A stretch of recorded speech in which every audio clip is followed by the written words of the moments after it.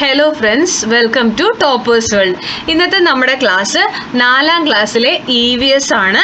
EVSൻ്റെ രണ്ടാമത്തെ chapter India is my country എന്നുള്ള second chapter ആണ്. ഇതിൻ്റെ ഫസ്റ്റ് പാർട്ട് നമ്മൾ ഓൾറെഡി അപ്ലോഡ് ചെയ്തിട്ടുണ്ട്. കാണാത്തവരുണ്ടെങ്കിൽ കാണുക. അതിൻ്റെ ബാക്കി പോർഷനാണ് ഇന്നത്തെ നമ്മുടെ ക്ലാസ്സിൽ ഡിസ്കസ് ചെയ്യാൻ പോകുന്നത്. അപ്പോൾ നമുക്ക് ക്ലാസ്സിലേക്ക് കടക്കാം. India towards independence. Children prepared an Independence Day magazine incorporating the information gathered from Vinayan sir. നമ്മൾ നേരത്തെ പറഞ്ഞിട്ടുണ്ടായിരുന്നു, വിനയൻ സാറിൻ്റെ ലൈബ്രറിയിൽ പോയിട്ടാണ് ഇവർക്ക് വേണ്ട ബുക്കുകളെല്ലാം കളക്ട് ചെയ്യണം എന്നുള്ളത് അല്ലേ. അപ്പോൾ ഇവരൊരു ഇൻഡിപെൻഡൻസ് ഡേ മാഗസീൻ തയ്യാറാക്കുകയാണ് വിനയൻ സാറ് കൊടുത്ത ഇൻഫർമേഷൻസ് എല്ലാം വെച്ചിട്ട്. ആ മാഗസീനിൽ ആദ്യം കൊടുത്തിരിക്കുന്നത് ഗാന്ധിജിയും കുറേ ആൾക്കാരും ഉള്ളതാണ്. അല്ല, അതെന്താന്ന് നോക്കാം. Many protest were organised all over India for freedom. The words of leaders like Gandhiji inspired the protesters and energized the movements. അപ്പോൾ ഓൾ ഓവർ ഇന്ത്യയിൽ സ്വാതന്ത്ര്യത്തിന് വേണ്ടിയിട്ട് ഒരുപാട് പ്രൊട്ടസ്റ്റുകൾ നടന്നിട്ടുണ്ട്. ഗാന്ധിജിയുടെ വേർഡ്സ് ഒരുപാട് എനർജി കൊടുത്തിട്ടുണ്ട് ആ ഒരു പ്രൊട്ടസ്റ്റിന്. Some of the protest turned violent. Many people took up arms to fight against the British. Many of them lost their lives. അപ്പോൾ ഒരുപാട് പ്രൊട്ടസ്റ്റുകൾ എന്തായി മാറി? വയലന്റ് ആയിട്ട് മാറി. യുദ്ധം പോലെ ഇതുപോലെ വയലന്റ് ആയിട്ട് മാറി. ഒരുപാട് പേര് ബ്രിട്ടീഷുകാർക്കെതിരെ ഫൈറ്റ് ചെയ്തു. ഒരുപാട് പേർക്ക് ജീവൻ നഷ്ടപ്പെട്ടു. Okay, the leaders who led the protest were imprisoned several times. Thousands of people were arrested along with them. Strict laws were imposed on Indians. അപ്പം ഈ ലീഡേഴ്സ് ഉണ്ടാവുമല്ലോ, ഈ പ്രൊട്ടസ്റ്റിൻ്റെയൊക്കെ ഫ്രണ്ടിൽ നിന്ന് ലീഡേഴ്സിനെയൊക്കെ പല തവണ ബ്രിട്ടീഷുകാർ പിടിച്ച് ജയിലിൽ അടച്ചിട്ടുണ്ടായിരുന്നു. പിന്നെ അതുപോലെ തന്നെ അവർക്ക് മേലെ ഇന്ത്യൻസിൻ്റെ മേലെ ഒരുപാട് നിയമങ്ങൾ, സ്ട്രിക്റ്റ് ലോസ് ഒക്കെ ബ്രിട്ടീഷുകാരെ അടിച്ചേൽപ്പിച്ചു. പെട്ടെന്ന് അറസ്റ്റ് ചെയ്യുക, അങ്ങനെയുള്ള കാര്യങ്ങളൊക്കെ. Finally as a result of continuous protest and discussions the British were forced to hand over the rule of India to the Indians. Last എന്ത് സംഭവിച്ചു? ലാസ്റ്റത്തെ പ്രൊട്ടസ്റ്റും ഡിസ്കഷൻസും എല്ലാം കഴിഞ്ഞിട്ട് ബ്രിട്ടീഷുകാർ ഫോഴ്സ്ഫുള്ളി ഇന്ത്യയുടെ അധികാരം തന്നെ തിരിച്ചു കൊടുക്കുകയാണ് കേട്ടോ. On August 15, 1947 India was declared independent from the British rule. Jawaharlal Nehru was sworn as the first prime minister of independent India. 1947 August 15 India സ്വാതന്ത്ര്യം പ്രഖ്യാപനം നടത്തുകയാണ്. നമ്മുടെ ആദ്യത്തെ പ്രൈം മിനിസ്റ്ററായി ജവഹർലാൽ നെഹ്റു സത്യപ്രതിജ്ഞ ചെയ്യും. ഓക്കെ, അപ്പോൾ ഇതാണ് ഈ picture story. Next. While the world is asleep at midnight, India is awakening to freedom and life. Nehru said this with enthusiasm. അപ്പം നമുക്ക് സ്വാതന്ത്ര്യം കിട്ടുന്നതിൻ്റെ തലേന്ന് രാത്രി നമ്മുടെ നെഹ്റു പറയുന്ന വേർഡ്സ് ആണിത് കേട്ടോ. While the world is asleep at midnight, India is awakening to freedom and new life. Did you read the fact related to India's independence? Use the school library to collect more information. അപ്പോൾ നിങ്ങൾക്ക് ഇതിന് കൂടുതൽ information ഒക്കെ കിട്ടണമെങ്കിൽ school ലൈബ്രറിയിൽ പോയിട്ട് collect ചെയ്യാനാണ് പറഞ്ഞിരിക്കുന്നത്. ഇവിടെ നിങ്ങൾക്ക് കുറച്ച് പോയിന്റ്സ് തന്നിട്ടുണ്ട്. ഇതിൽ ഏതൊക്കെയാണ് നമ്മുടെ ഫ്രീഡമായിട്ട് റിലേറ്റ് ചെയ്തെന്നാണ് ചോദിച്ചിരിക്കുന്നത്. ഇതിലെല്ലാം ഫ്രീഡമായിട്ട് റിലേറ്റ് ചെയ്ത് തന്നെയാണ്. The freedom we enjoy today was achieved by the sacrifice of many lives. ഒരുപാട് പേരുടെ സാക്രിഫൈസിൻ്റെ ഫലമായിട്ട് നമുക്ക് ലഭിച്ച, ത്യാഗത്തിൻ്റെ ഫലമായിട്ട് ലഭിച്ചതാണ് നമ്മൾ ഇന്ന് എൻജോയ് ചെയ്യണ ഈ സ്വാതന്ത്ര്യം, freedom. We must honourably remember the freedom fighters who gained independence for us. നമുക്ക് വേണ്ടി സ്വാതന്ത്ര്യം നേടിത്തന്ന ആളുകളെ നമ്മൾ എന്നും ഓർക്കണം. അത് രണ്ടും ശരിയായ പോയിന്റ്സ് ആണ്. The freedom that we have gain must be protected and share. നമ്മൾ നേടിയ ഈ സ്വാതന്ത്ര്യം നമ്മൾ പ്രൊട്ടക്റ്റ് ചെയ്യണം, അടുത്ത ഒരു തലമുറയിലേക്ക് കൊടുക്കുകയും വേണം. As Indians we must be proud and patriotic. Indians എന്ന നിലയിൽ നമ്മൾ പ്രൗഡ് ആൻഡ് പാട്രിയോട്ടിക് ആയിരിക്കണം. We must celebrate the independence day grandly every year. നമ്മൾ എല്ലാ വർഷവും ഇൻഡിപെൻഡൻസ് ഡേ ഗ്രാൻഡായിട്ട് തന്നെ സെലിബ്രേറ്റ് ചെയ്യാറുണ്ട്. സോ ഈ എല്ലാ പോയിന്റ്സും കറക്റ്റായ പോയിന്റ്സ് ആണ്. Next, the constitution of India. Indian ഭരണഘടന. You must have noticed that some parts of the constitution are included at the beginning and end of your textbook. Read them. Do you know who played the major role in framing the constitution? നമ്മുടെ ഭരണഘടന തയ്യാറാക്കിയത് ആരാണെന്നാണ് ചോദ്യം. നമ്മുടെ ഈ ഭരണഘടന എന്ന് പറഞ്ഞാൽ ഇന്ത്യക്കാർ ചെയ്യേണ്ടാത്തതായിട്ടുള്ള കാര്യങ്ങളെല്ലാം ഉണ്ട്. ഒരുപാട് നിയമങ്ങൾ അടങ്ങിയ ഒരു പുസ്തകമാണ് ഇന്ത്യയുടെ കോൺസ്റ്റിറ്റ്യൂഷൻ എന്ന് പറയുന്നത്. Under the leadership of doctor Bhimrao Ramji Ambedkar, the first law minister of India, a new legal framework for independent India was drafted. അപ്പോൾ നമ്മുടെ അംബേദ്കർ, BR അംബേദ്കറിനെ കുറിച്ച് നിങ്ങൾ കേട്ടിട്ടില്ലേ? അദ്ദേഹമായിരുന്നു ഇന്ത്യയുടെ ഫസ്റ്റ് ലോ മിനിസ്റ്റർ, അതായത് നിയമമന്ത്രി. അദ്ദേഹമാണ് ഇന്ത്യക്ക് വേണ്ടിയിട്ട് ഒരു കോൺസ്റ്റിറ്റ്യൂഷൻ എഴുതി ഡ്രാഫ്റ്റ് ചെയ്തത്. And this document is known as the constitution of India. ആ ഒരു ഡോക്യുമെന്റിനെയാണ് നമ്മൾ ഇന്ത്യൻ ഭരണഘടന, ഇന്ത്യൻ കോൺസ്റ്റിറ്റ്യൂഷൻ എന്ന് പറയുക. The constitution of India came into effect on 26 January 1950. അപ്പം ഇന്ത്യൻ ഭരണഘടന നിലവിൽ വന്ന ദിവസം ഏതാ? 1950 January 26. The Constitution includes laws related to the rights and duties of citizens, governments, election, etc. അപ്പോൾ കോൺസ്റ്റിറ്റ്യൂഷനിൽ എന്തൊക്കെ ഉണ്ടെന്ന് ചോദിച്ചാൽ അതിൻ്റെ ആൻസർ ആണ് കേട്ടോ ഈ ഉള്ളത്. അതായത് ഇന്ത്യൻ കോൺസ്റ്റിറ്റ്യൂഷനിൽ നിയമങ്ങളുണ്ട്, നമ്മുടെ ഡ്യൂട്ടീസ്, ഗവൺമെൻറ്റിൻ്റെ ഡ്യൂട്ടീസ്, ഇലക്ഷനെ കുറിച്ച് എല്ലാം കോൺസ്റ്റിറ്റ്യൂഷൻ എന്ന് പറയുന്ന ബുക്കിലുണ്ട് കേട്ടോ. Find answers to the following questions with the help of the class library. അപ്പോൾ ക്ലാസ് ലൈബ്രറിയുടെ സഹായത്തോട് കൂടിയിട്ട് എന്ത് ചെയ്യാൻ പറഞ്ഞിട്ടുണ്ട്? ഇതിന് ആൻസർ കേട്ടോ. Name the day in which the constitution of India came into being. 1915 January 26 നമ്മുടെ കോൺസ്റ്റിറ്റ്യൂഷൻ നിലവിൽ വന്നത്. Who's known as the architect of the Indian constitution.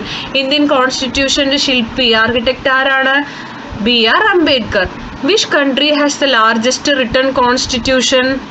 Indian constitution തന്നെയാണ് കേട്ടോ. എല്ലാ രാജ്യത്തിനും ഇതുപോലെ ഓരോ എഴുതപ്പെട്ട ഭരണഘടനയുടെ പുസ്തകം, കോൺസ്റ്റിറ്റ്യൂഷൻ ബുക്ക് ഉണ്ടാവും. ഇന്ത്യക്ക് തന്നെയാണ് ഏറ്റവും വലിയ കോൺസ്റ്റിറ്റ്യൂഷൻ ഉള്ളത്. Next, today's India. Children shared the information they had collected from the library with their friends. Megha teacher also participated in the discussion. Teacher, wasn't India formed by uniting several princely states? It was Johan who raised the doubt this time. Yes, the teacher replied. These provinces that were merged in this way were later reorganized based on language for administrative convenience. These regions are known as states. അപ്പോൾ എന്താ പറയുന്നത്? India സ്വാതന്ത്ര്യമാവുന്നതിന് മുമ്പ് princely States ആയിരുന്നു, നാട്ടുരാജ്യങ്ങളായിരുന്നു കേട്ടോ. പിന്നീടാണ് എന്ത് ചെയ്തത്? പല പ്രൊവിൻസസിനെ മെർജ് ചെയ്ത് കൂട്ടി യോജിപ്പിച്ചിട്ട് എന്താക്കിയത്? നമ്മൾ ഇന്ന് കാണുന്ന സ്റ്റേറ്റ് ആക്കി മാറ്റിയത്. അത് എന്തിൻ്റെ അടിസ്ഥാനത്തിലാണെന്നറിയോ?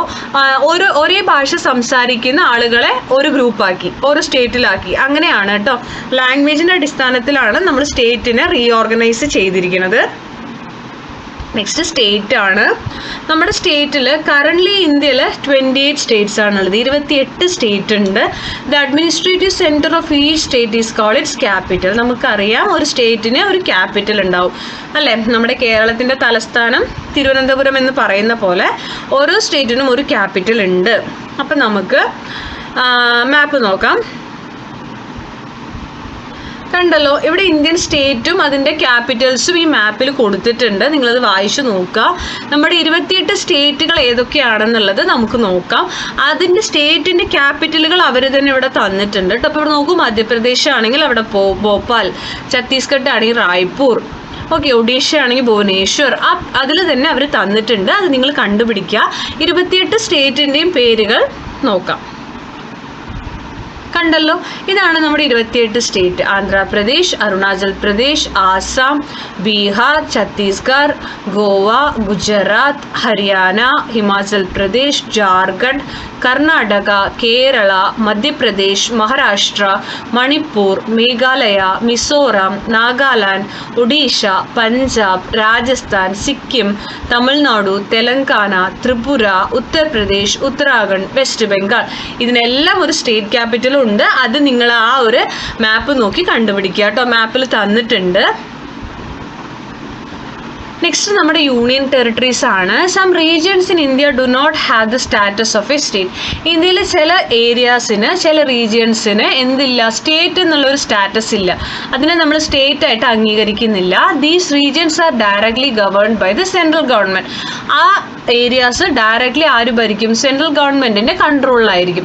Have you heard of such regions? Asked Megha teacher to the children. Megha teacher ചോദിച്ചു കുട്ടികളോട്, നിങ്ങൾ അങ്ങനത്തെ സ്ഥലങ്ങളെക്കുറിച്ച് കേട്ടിട്ടുണ്ടോ? Jumping up, Migha said, I have heard about them. Aren't they called union territories? അപ്പോൾ ആ കുട്ടി പറയും, ഞാൻ കേട്ടിട്ടുണ്ട്, അതിനെയല്ലേ യൂണിയൻ ടെറിട്ടറീസ് എന്ന് പറയാം. Yes, that's it. Now there are 8 union territories in India. നമുക്കിപ്പോൾ 8 യൂണിയൻ ടെറിട്ടറീസ് ആണുള്ളത്. ഓക്കെ, ആ യൂണിയൻ ടെറിട്ടറിയുടെ പേരും നിങ്ങൾ മാപ്പ് നോക്കിയിട്ട് എഴുതാം കേട്ടോ. 8 എണ്ണം ഉണ്ട്. അടുത്തത് ഇന്ത്യയുടെ നൈബറിങ് കൺട്രീസ് ഏതൊക്കെയാണ് എന്ന് നോക്കാം. നമുക്ക് ആ ക്വസ്റ്റ്യൻ ആൻസേഴ്സ് ഒക്കെ ഒന്ന് ഫില്ല് ചെയ്യാം. ഇന്ത്യയുടെ നൈബറിങ് കൺട്രീസ് ആണ് Afghanistan, Bangladesh, Bhutan, China, Nepal, Pakistan, Sri Lanka and Maldives. States on the coast of Arabian sea, അറബിക്കടലിന്റെ തീരത്തുള്ള സ്റ്റേറ്റുകൾ: Gujarat, Maharashtra, Goa, Karnataka, Kerala. States on the coast of bay of Bengal, Bengal ഉൾക്കടലിന്റെ തീരത്തുള്ള സ്റ്റേറ്റുകൾ: വെസ്റ്റ് ബംഗാൾ, ഒഡീഷ, ആന്ധ്രാപ്രദേശ് ആൻഡ് തമിഴ്നാടു.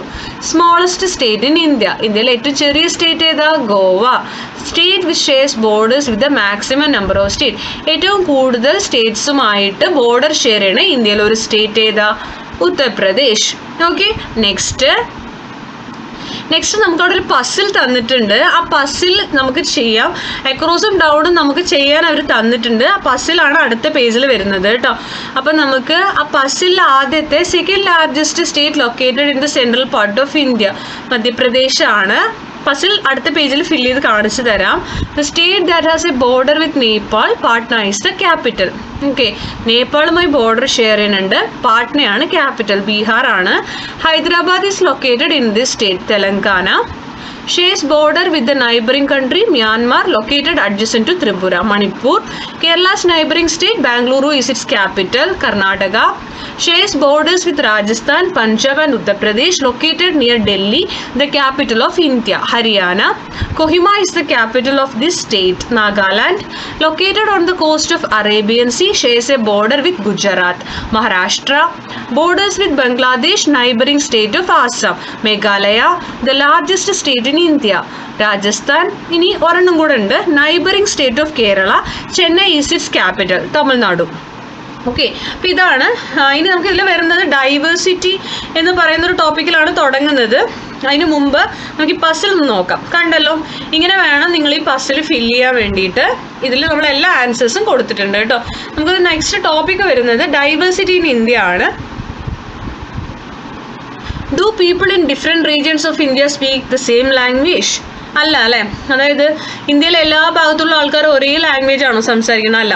നമ്മൾ മലയാളം സംസാരിക്കുന്നു, തമിഴ്നാട്ടിലുള്ളവർ തമിഴ് സംസാരിക്കുന്നു, തെലങ്കാനയിൽ തെലുഗു സംസാരിക്കുന്നു, അതുപോലെ തന്നെ നമ്മൾ ഉത്തർപ്രദേശിൽ അവിടെയൊക്കെ പോയി കഴിഞ്ഞാൽ നോർത്ത് ഇന്ത്യയിൽ പോയ ഹിന്ദി സംസാരിക്കുന്നു, മഹാരാഷ്ട്രയിൽ പോയ മറാത്തി സംസാരിക്കുന്നു, അല്ലേ? കുറേ ലാംഗ്വേജസ് ഉണ്ട്. ഇത് മാത്രമല്ല, do all Indians dress in the same way. ഇനി നമ്മൾ അടുത്ത കാര്യം നോക്കുകയാണെങ്കിൽ എല്ലാ ഇന്ത്യൻസും ഒരേ ഡ്രസ്സാണോ ഇടുന്നത്? അത് ഒരേ മാതിരിയുള്ള ഡ്രസ്സാണോ? അല്ല അല്ലേ.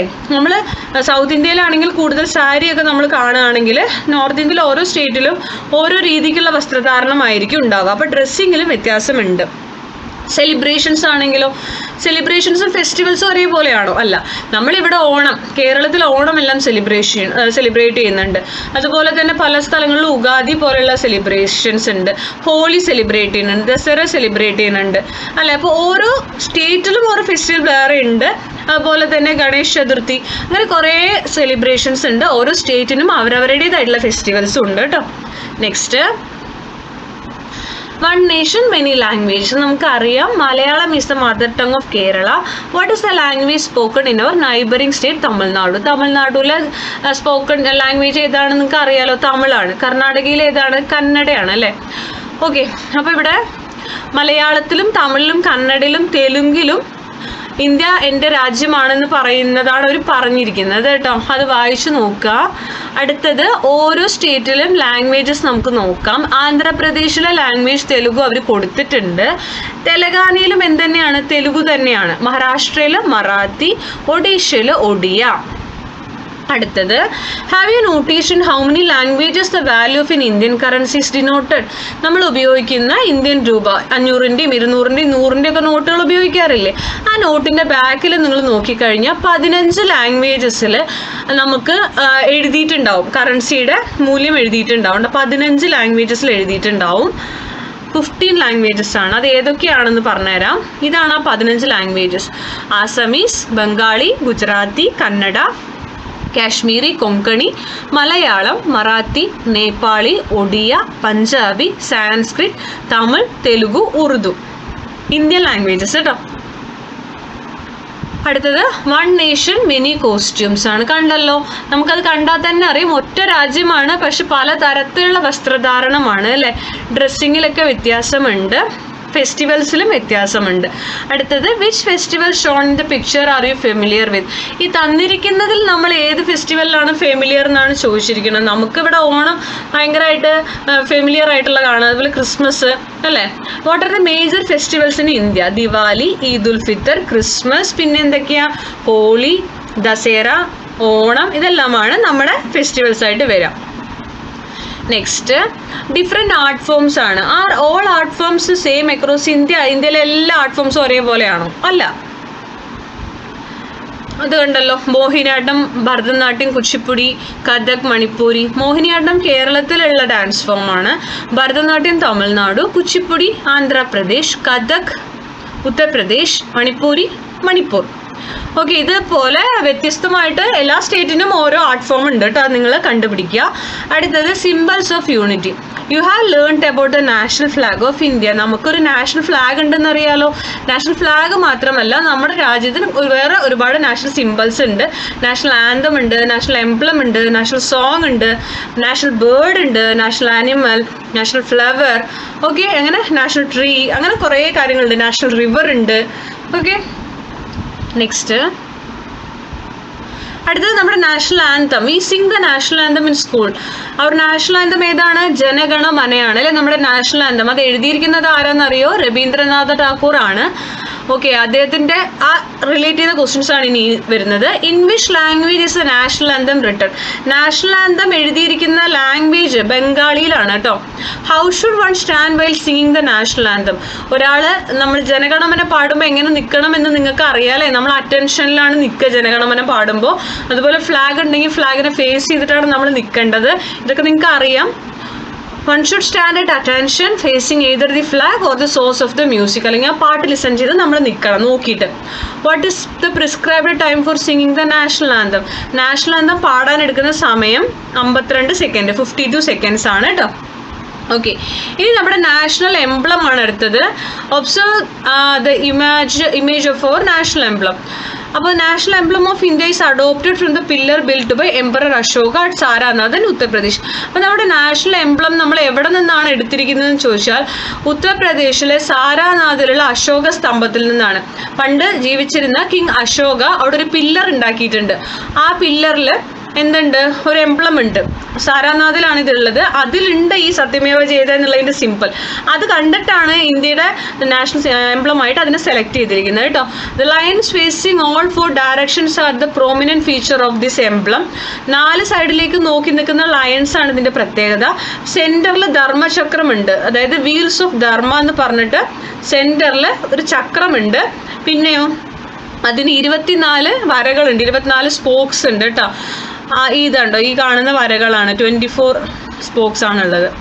Then what is the sentence inscribed the bottom of the emblem എന്ന് ചോദിച്ചിട്ടുണ്ട്. What does it mean? ഇതിൻ്റെ ബോട്ടം ഓഫ് ദ എംബ്ലത്തിൽ എന്താണ് അച്ചടിച്ചിരിക്കുന്നത്?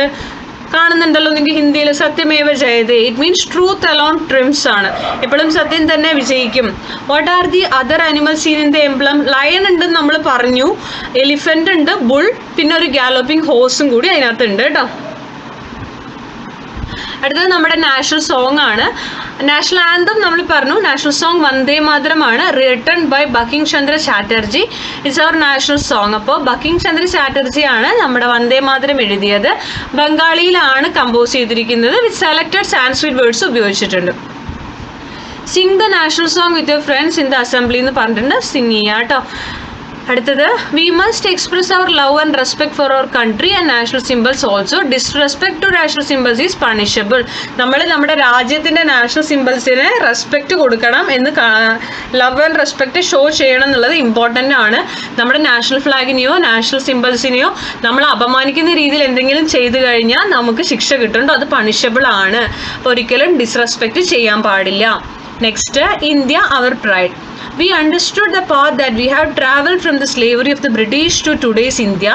Freedom that we gained is at the cost of the lives of thousands. അപ്പോൾ നമുക്കറിയാം ബ്രിട്ടീഷുകാരുടെ ആ ഒരു നമ്മുടെ അടിമത്തത്തിൽ, ബ്രിട്ടീഷുകാർ നമ്മളെ അടിമകളാക്കി വെച്ച കാലത്തിൽ നിന്ന് ഇന്ന് നമ്മൾ സ്വാതന്ത്ര്യം നേടിയില്ലേ, ഫ്രീഡം ഗെയിൻ ചെയ്ത് നിൽക്കുന്ന ഈ കാലഘട്ടം വരെ എത്താൻ എന്തൊക്കെ സാധിച്ചു എന്നുള്ളത് നമ്മൾ പഠിച്ചു. People of India are diverse in language, dress and lifestyle across different regions. Despite these diversities, we are united as Indians. അപ്പോൾ ഇന്ത്യൻസ് എന്ന് പറഞ്ഞു കഴിഞ്ഞാൽ ലാംഗ്വേജിലും വസ്ത്രധാരണത്തിലും ലൈഫ് സ്റ്റൈലിലും എല്ലാം വ്യത്യസ്തരാണ്. നമ്മൾ ആരും ഒരേപോലെ അല്ല അല്ലേ? പക്ഷെ എന്താണ്, വി ആർ ഓൾ ഇന്ത്യൻസ്. നമ്മളെ ചേർത്ത് നിർത്തുന്ന ഒരു ഫാക്ടർ എന്താണ്? നമ്മളെല്ലാവരും ഇന്ത്യക്കാരാണ്. This sense of unity is known unity in diversity. India is our pride. India നമ്മുടെ അഭിമാനമാണ്.